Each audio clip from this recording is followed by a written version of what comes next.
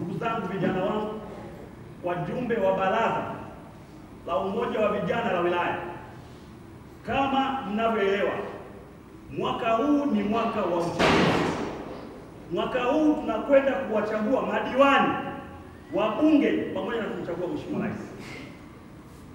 Sasa kwa vile Chama cha Mapinduzi kimeshatoa ratiba inayosema ifikapo tarehe 28 ya mwezi wa 6 mpaka tarehe 2 ya mwezi wa 7 kutakuwa na zoezi la ugawaji wa fomu za nafasi ya udiwani wa kata, ubunge wa jimbo, udiwani viti maalumu, ubunge viti maalumu, pamoja na nafasi hizo tu.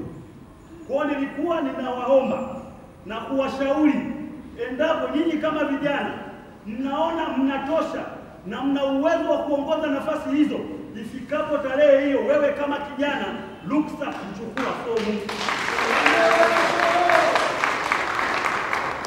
Lakini kama unaona haujajiandaa vyema, wewe kama kijana wa Chama cha Mapinduzi, uwe ni sehemu ya kuhakikisha tunafanya tathmini ya kuwaleta wagombea wazuri watakaoweza kupeperusha bendera ya Chama cha Mapinduzi kuliko kuwaleta watu ambao uwezo wao haukuwa mzuri.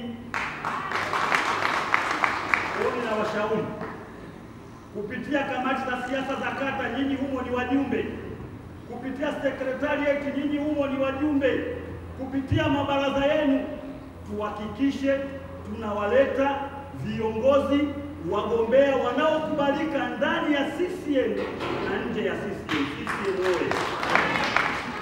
Nawaombeni sana, nyinyi kama askari, nyinyi kama walinzi wa Chama cha Mapinduzi, ikibidi hata kama umeshindwa kutoa mawazo yako kwenye kamati ya siasa ya kata, sekretarieti ya kata, unaweza kwa wakati tofauti ukamjulisha katibu na kumwelezea hali halisi ya kata yako na namna ambavyo shughuli nzima za uchaguzi zinavyokwenda na nani ambaye tunadhani tukimrudisha Chama cha Mapinduzi kitakwenda kushinda.